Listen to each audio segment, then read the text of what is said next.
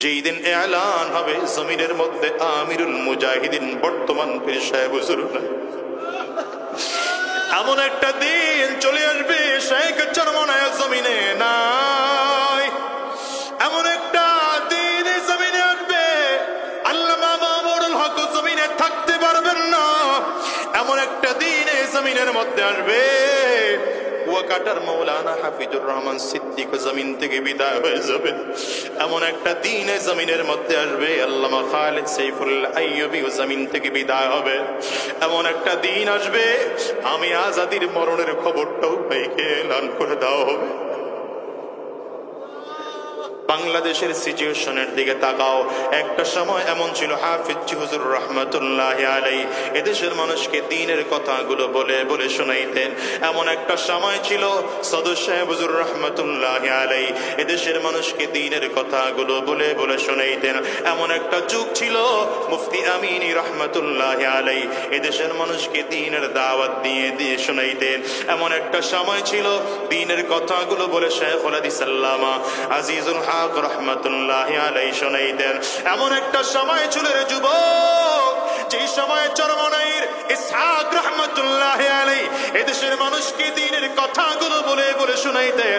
এমন একটা সময় ছিল দুনিয়ার মুসলমান, চট্টগ্রামের বীর, চট্টগ্রামের মুরব্বী, গোটা বাংলাদেশের মুরব্বী শাইখুল ইসলাম আল্লামা শাহ আহমদ শফি রহমাতুল্লাহি আলাইহি এদেশের মানুষকে দ্বীনের কথাগুলো বলে বলে শোনাইতেন।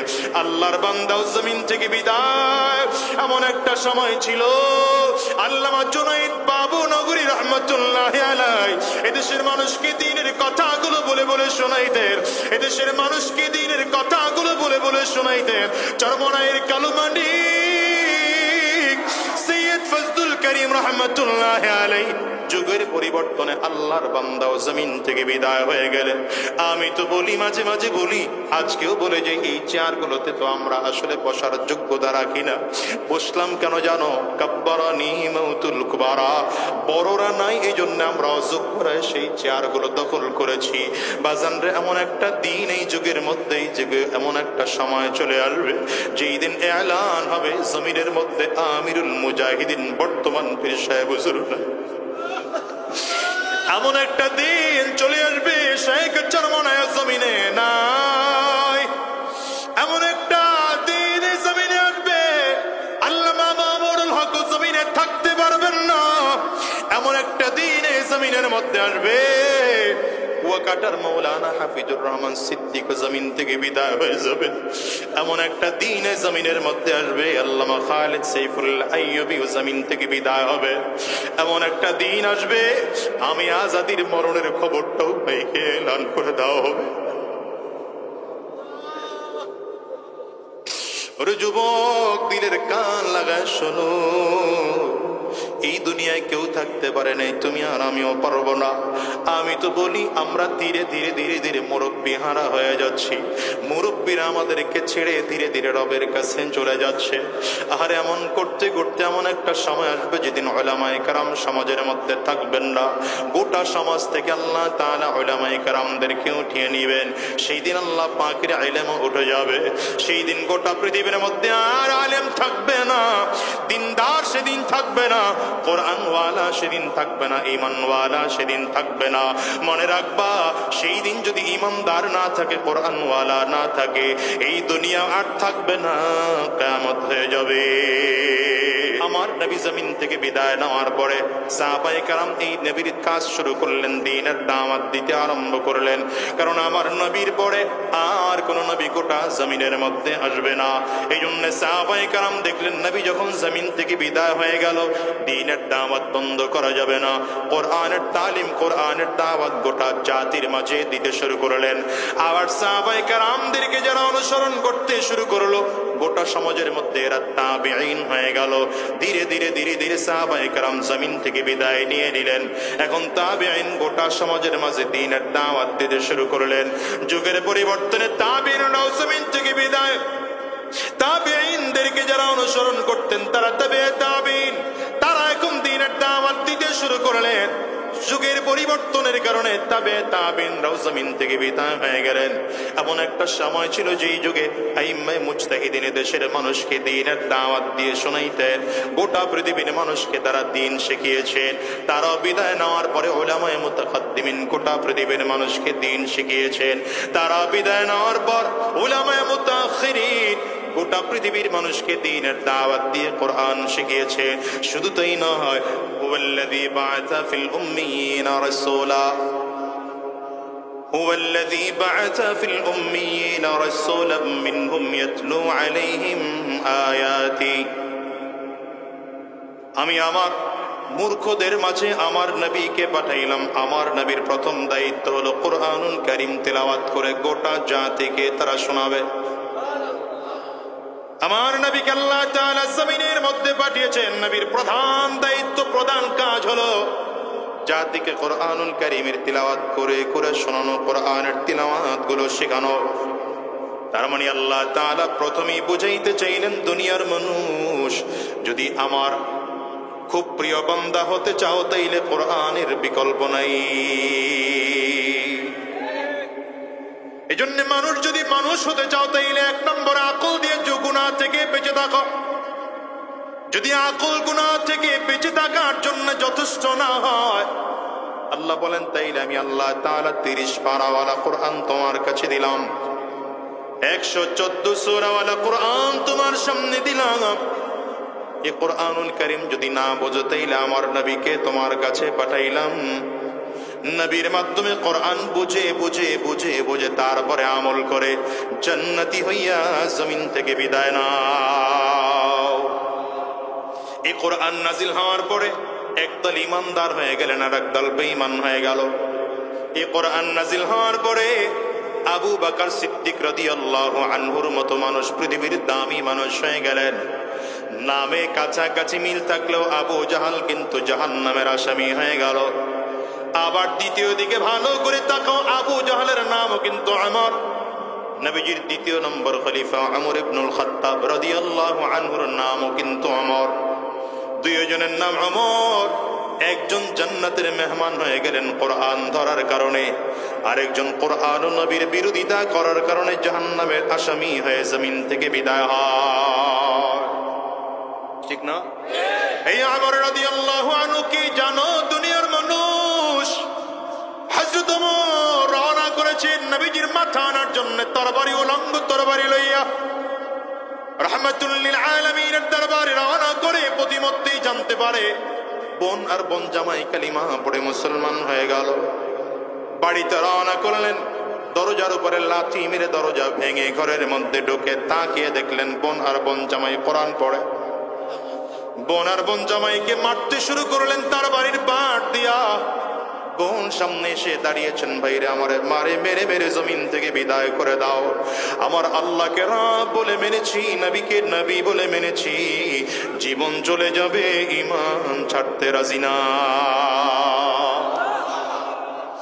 হযরত ওমর রাগের কারণে থাপ্পড় মারলেন বোনের গালে, ঠোঁট ফেটে রক্ত পড়তে শুরু করলো। বোনের রক্তের দিকে তাকিয়ে হযরত ওমরের শরীরটা নিস্তেজ হয়ে গেল, চোখ দিয়ে পানিগুলো পড়তে শুরু করলো। ডেকে বলল, বোন রে, যে কোরআন এতক্ষণ তোরা পড়তেছিলিস, আমার একটু কোরআনের পৃষ্ঠা বা পাতাটা দেওয়া যাবে নাকি? বোন বলে, তুমি নাপাক অবস্থায় কাউকেও দেওয়া যাবে না। হযরত ওমর তাড়াতাড়ি করলে গোসল করলেন, ওযু করলেন, পবিত্র হয়ে কোরআনের পৃষ্ঠা হাতের মধ্যে নিয়ে তিলাওয়াত করতে শুরু করলেন। তিলাওয়াত ধীরে ধীরে বাড়ায়, চোখ দিয়ে পানিগুলো টপ টপ করে করে গাল বেয়ে বেয়ে বেয়ে পড়ে। পৃষ্ঠাটা বুকের সাথে লাগাইয়া বোনের হাতটা ধরে ডেকে বলে, বোন, এই কোরআনের তিলাওয়াত যেতে হয়, আর দেরি করা যাবে না, আর দেরি করা যাবে না, আমার একটু সেখানে নিয়ে চল না, কোথায় কোরআনের তিলাওয়াতের প্রশিক্ষণ দেওয়া হয়। ধীরে ধীরে বোন আর বোন জামাইকে দুই পাশে নিয়ে নবীজির দরবারে রওনা করতে শুরু করেছেন। রাহমাতুল লিল আলামিন দূর থেকে তাকিয়ে দেখেন ওমর সামনের দিকে আগাইতেছে। নবীজি বসাব থেকে দাঁড়িয়ে গিয়েছেন, ওমর একদম সামনে এসে দাঁড়ালো। আমার নবী ডান হাতের শাহাদাত আঙ্গুল দিয়ে হযরত ওমরের কোমরের মধ্যে হালকা করে ধাক্কা দিয়েছে। আর বলে আমন রে কেন আসছো? হযরত ওমর চোখ দিয়ে পানি ফেলে কান্না করতে করতে নবীজির পায়ের কাছে জমিনের মধ্যে বসে পড়েছেন। নিজের তরবারিটা নবীজির পায়ের সামনে বিছায়া দিয়ে ডাক দেয়, পয়গম্বর, এই তরবারি এতদিন কোরআনের বিরুদ্ধে চলেছে, ইসলামের বিরুদ্ধে চলেছে, বেঈমানদের পক্ষে চলেছে। আজকে থেকে এই তরবারি বেঈমানদের বিরুদ্ধে আর বেঈমানদের পক্ষে চলবে না, ইসলামের পক্ষে, কোরআনের পক্ষে, দ্বীনের পক্ষে চলবে। হযরত ওমর হাতটা বাড়িয়ে দিলেন, পয়গম্বর হাত বাড়িয়ে দিলাম, কালিমা পড়ে দেন, মুসলমান হয়ে যাব। এ দুনিয়ার মুসলমানেরা নামে তো ঠিকই মিল আছে, এক ওমর হলো আবু জাহাল, আরেক ওমর হলো ওমর ইবনুল খাত্তাব। এক ওমর জাহান্নামের আসামি হয়ে গেল, আরেক ওমর আল্লাহর জান্নাতের মেহমান হয়ে জমিন থেকে বিদায় নিল।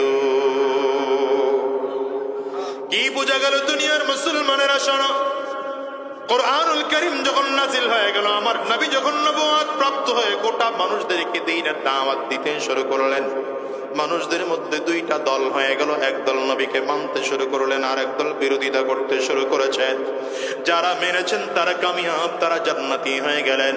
মনে রাখবেন সাহাবায়ে কেরাম আল্লাহ তাআলার যখন আল্লাহ পাকের উপরে ঈমান এনে আল্লাহকে রব বলে মেনে নিলেন, আমার নবী 10 জন সাহাবীকে জান্নাতের সার্টিফিকেট দিয়েছেন নিজের জীবদ্দশায়। শুধু 10 জন সাহাবীকে জান্নাতের সার্টিফিকেট নয়, বরং আমার নবী আরো সার্টিফিকেট দিলেন। বদরের ময়দানে যারা হাজির হয়েছে, আল্লাহ তাদের জিন্দেগির গুনাহগুলো মাফ করে দিলেন। উহুদের যুদ্ধে যেই সকল সাহাবায়ে কেরাম হাজির হয়েছে, আবার আল্লাহ তাদের গুনাহ মাফ করে দিলেন। খন্দকের যুদ্ধে যতজন সাহাবী হাজির হয়েছেন, আবার আল্লাহ তাআলা তাদের গুনাহ মাফ করে দিলেন। বায়াতুর রিদওয়ানে আমার নবীর হাতের উপরে হাত দিয়ে যারা ধীরে ধীরে করে শপথ করেছিলেন, আল্লাহ তাআলা তাদের জিন্দেগির গুনাহ মাফ করার ঘোষণা দিলেন। শুধু তাই নয়, আমার আল্লাহ তাআলা সব সাহাবীদের ব্যাপারে ঘোষণা দিলেন, রাদিয়াল্লাহু আনহুম ওয়া রাদু আন, আল্লাহ তোমাদের প্রতি সন্তুষ্ট, তোমরাও আল্লাহ পাকের প্রতি সন্তুষ্ট। একটা বারের জন্য হিসাব নিলাও, আমার নবী জমিন থেকে বিদায় নেওয়ার পরে সাহাবায়ে কেরাম এই নবীর কাজ শুরু করলেন, দ্বীনের দাওয়াত দিতে আরম্ভ করলেন। কারণ আমার নবীর পরে আর কোন নবী গোটা জমিনের মধ্যে আসবে না। এই জন্য সাহাবায়ে কেরাম দেখলেন নবী যখন জমিন থেকে বিদায় হয়ে গেল, দ্বীনের দাওয়াত বন্ধ করা যাবে না।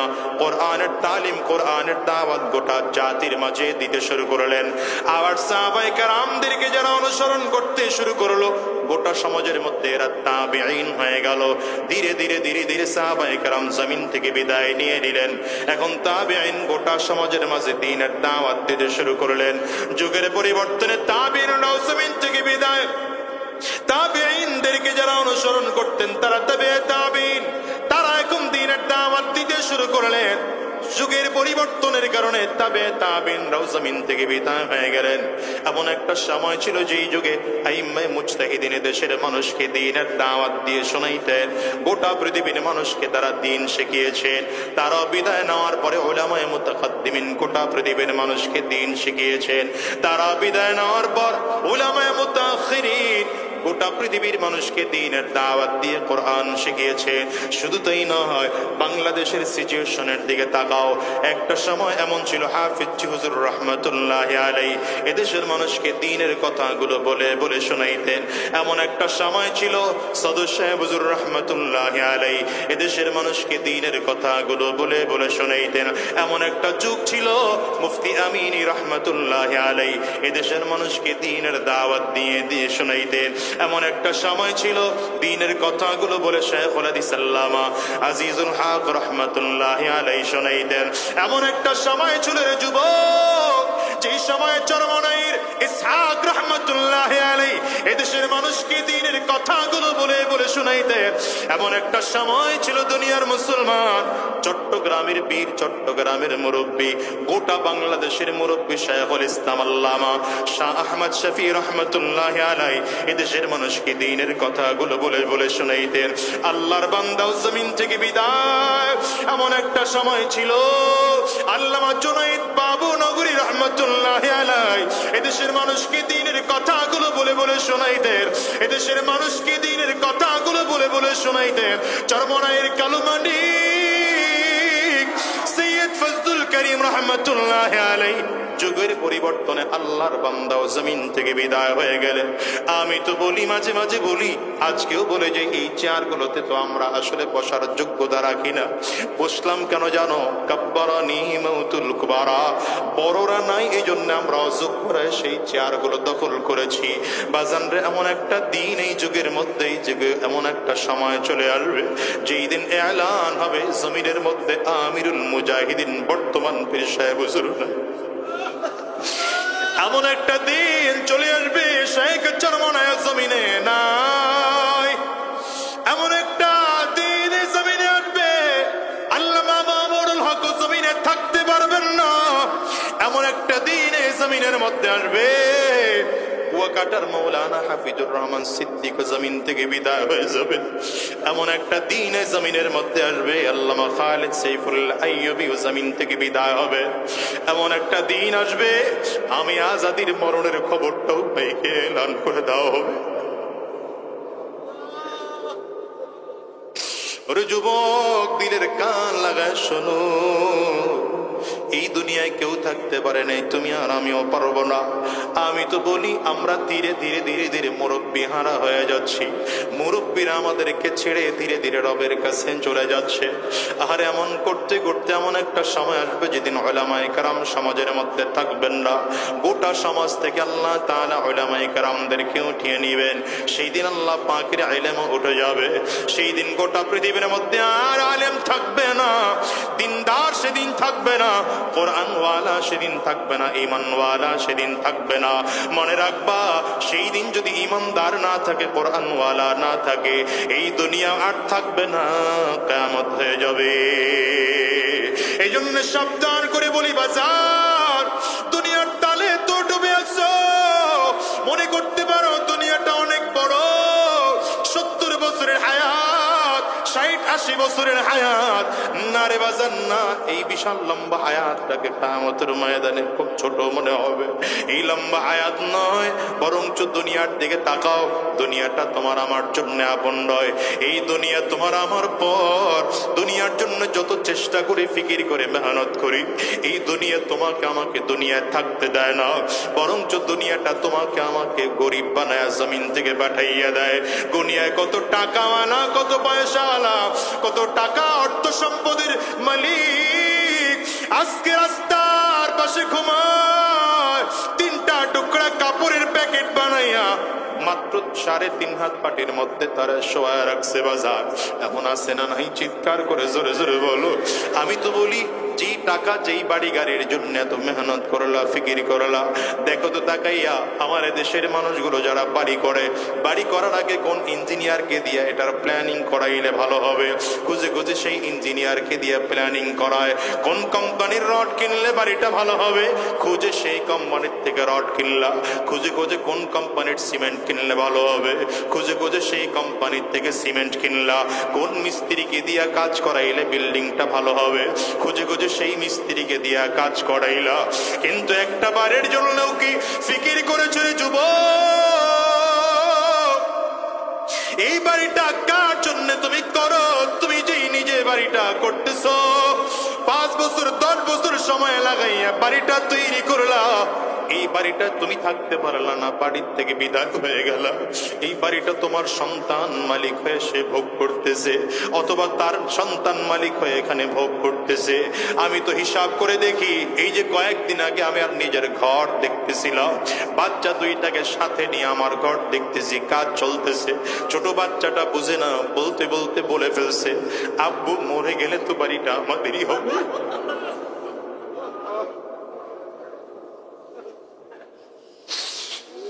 তো চিন্তা করলাম, বাচ্চা মানুষ কিন্তু কথা তো ঠিকই বলেছে, আসলেও তো আমি দুনিয়ায় থাকতে পারবো না।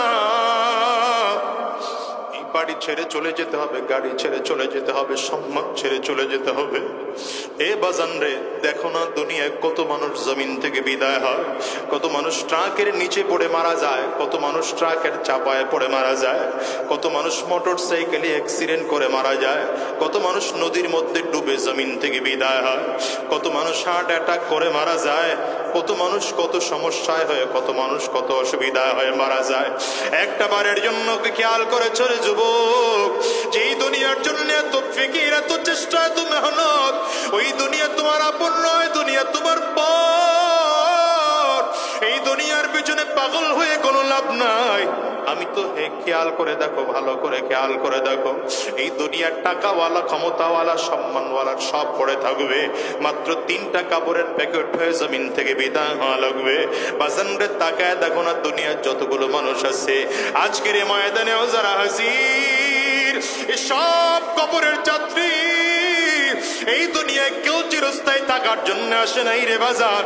কারণ এই দুনিয়ার থেকে কত মানুষ সন্তানকে হারিয়ে ফেলেছে, কত মানুষ তার মাকে হারিয়ে ফেলেছে, কত মানুষ তার বাবাকেও হারিয়ে ফেলেছে, কত মানুষ তার বিবিকে হারিয়ে ফেলেছে। পর্দার আড়ালে মা বোনদের দিকে তাকাও, দেখো মা বোনরা কতজন তার স্বামীকে হারিয়ে ফেলেছে। বাজান রে, এই মস্তিষ্কটার মধ্যে এমন কোন মানুষ আছেন নাকি নিজের সন্তান আপনার জীবিত অবস্থায় মারা গেছে? সন্তান যদি হারিয়ে থাকেন একটু হাতটা উঁচা করে দেখান, আমি দেখি তো কে কে তার সন্তানকে হারাইছে। এই বাজান রে, এই মানুষগুলোর দিকে একটু তাকাও, এই মানুষগুলো তাদের সন্তানকে হারিয়েছে।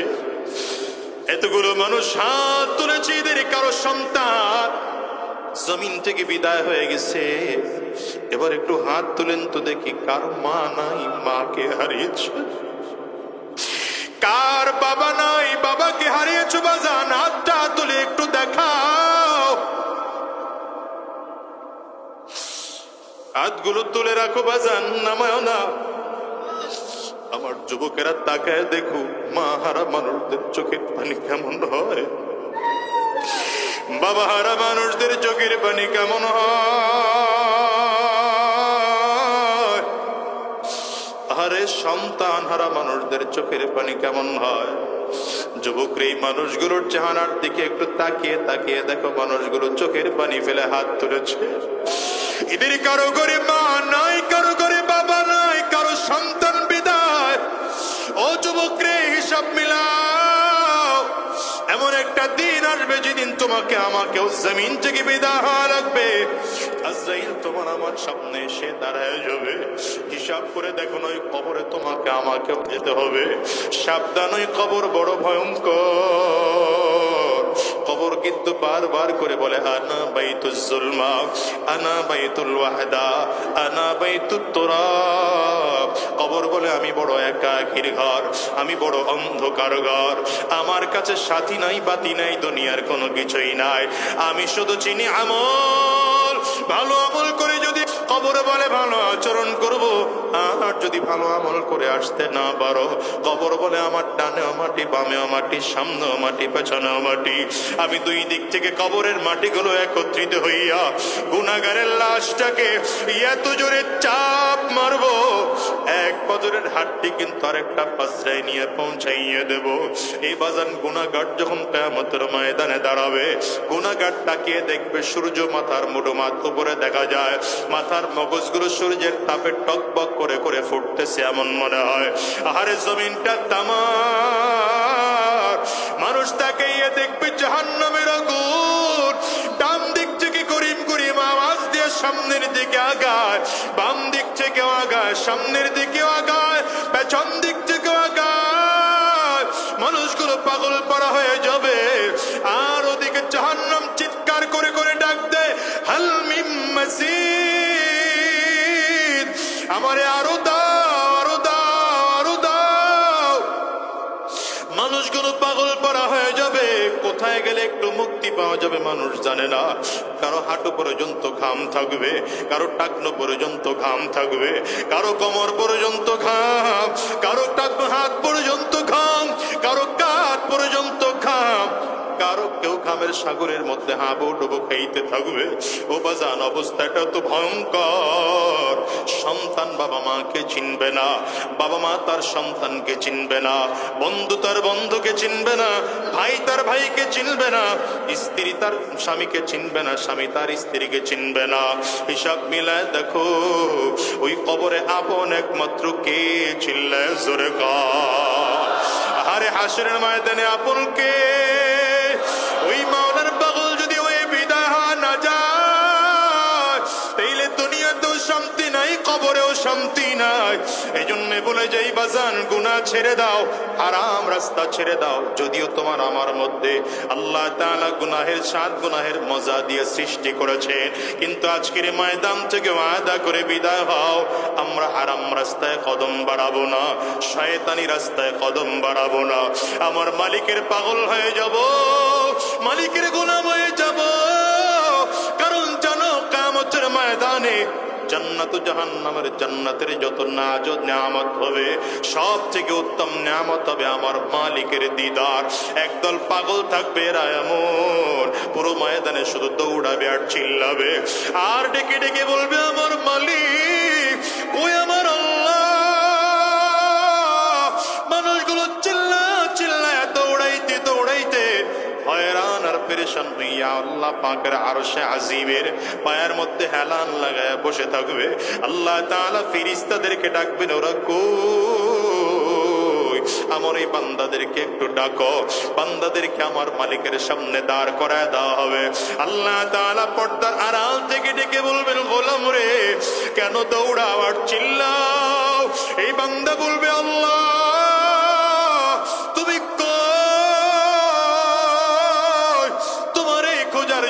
তোমারে না পাওয়ার জন্য ফজরের নামাজের আজান শুনে ঘরে থাকতে পারি নাই, মসজিদে গেলাম না মালিক, তোমারে পাইলাম না। আবার জোহরে গেলাম, তোমারে পাইলাম না। আবার আসরে গেলাম, তোমারে পাইলাম না। মাগরিবে আবার গেলাম, পাইলাম না। ইশায় আবার গেলাম, মালিক তোমারে পাইলাম না। ওগো দয়ার আল্লাহ, কোথায় গেলে তোমারে পাবো? পাওয়ার জন্য রাতের অন্ধকারে যায় নামাজ বিছাইয়া তাহাজ্জুদ নামাজের মধ্যে দাঁড়ায় গেছি, মালিক তাও তোমারে পাই না। তোমারে পাওয়ার জন্য টঙ্গীর ইজতেমার ময়দানে 3 দিন গিয়ে পড়েছিলাম না, তোমারেও গিয়া সেখানে পাই নাই। আল্লাহ উজানির দরবারে গিয়ে পড়েছিলাম, সেখানেও গিয়া পাই নাই। চরমনার আল্লাহর কুতুবের দরবারেও 3 দিন গিয়ে পড়েছিলাম, আল্লাহ সেখানেও গিয়ে তোমারে পাই না। মালিক তুমি কই? কিয়ামতের ময়দানেও তোমাকে দেখতে পাবো না। আল্লাহ তাআলা ফেরেশতাদেরকে ডাক দিবেন, ফেরেশতারা তাড়াতাড়ি কর, আমি আমার এই বান্দাদেরকে অনেক ঘোরাইলাম, আর ওদেরকে ঘোরাবো না, ঘোরাবো না। আমি আল্লাহ পাকের নূরের পর্দাগুলো সরায় দাও। আল্লাহ পাকের নূরের পর্দাগুলো যখন সরায় দিবে, বান্দা সরাসরি আমার মালিকের দিদার পাবে। আমার মালিক এত সুন্দর, আরে আমার মালিক এত সুন্দর। বান্দা যখন আমার মালিকের দিকে তাকাবে, এক নজরে 70,000 বছর চলে যাবে, বান্দা একটা চোখের পলক পর্যন্ত ফেলবে না। হুরুল মাজিদ নে নিয়ামত হায়ে তু সবসে বেহতর, হুরুল মাজিদ নে নিয়ামত হায়ে তু সবসে বেহতর নিয়ামতে দিদার তু। আরে কবি বলে, জান্নাতের মধ্যে যত নাজ ও নিয়ামত আছে, সব থেকে উত্তম নিয়ামত হলো আমার মালিকের দিদার। ওই মালিকরে কি দেখতে চাও রে যুবক? কারা কারা দেখতে চাও? কারা কারা দেখতে চাও? তাইলে চিল্লায়া মালিকের জোরে ডাক দাও, আল্লাহ। আওয়াজ দিয়া গলা ফাটাইয়া ডাকো না, আল্লাহ। চোখের পানি ফালাইয়া আমার মালিকের ডাকো, আওয়াজ দিয়ে জোরে সরে আমার মালিকের ডাক দাও না। গো দয়ার আল্লাহ,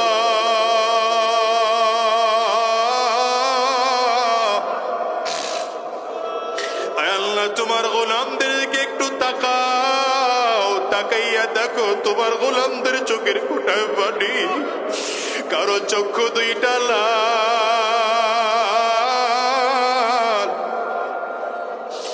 আল্লাহ আমরা গুনাহ করে ফেলেছি, অন্যায় করে ফেলেছি, পাপ করে ফেলেছি। ওয়াদা করলাম 2 হাত উঁচা করে আর গুনাহ করব না, আর হারাম রাস্তায় কদম বাড়াবো না, আর 1 ওয়াক্ত নামাজ ছাড়বো না, আর শয়তানি রাস্তায় চলবো না। আল্লাহ, আল্লাহ তোমার গোলামদের দিকে কুদরতি নজর দিয়া তাকাও। আয় আল্লাহ তুমি তাকাও, আয় আল্লাহ। সব সবাই মিলে ওয়াদা করলাম, আল্লাহ তুমি আমাদেরকে কবুল করে নাও, কবুল করে নাও। চিল্লায় বলো আমিন। আওয়াজ দিয়ে আরো জোরে বলো আল্লাহুম্মা আমিন। মাওলার ইশকে জালে আগো, মাওলার ইশকে জালে আগো, নেভাইলে যে নিভে না, জলে পুরে ছাই হইল এই যে পাগলের সিনা, জলে পুরে ছাই হইল এই যে পাগলের সিনা। ধরা দিয়ে ডাল ধরা,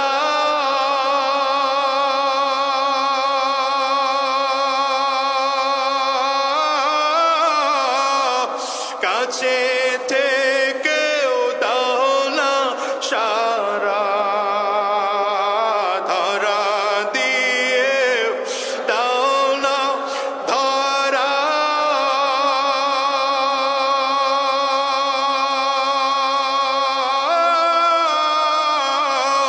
কাছে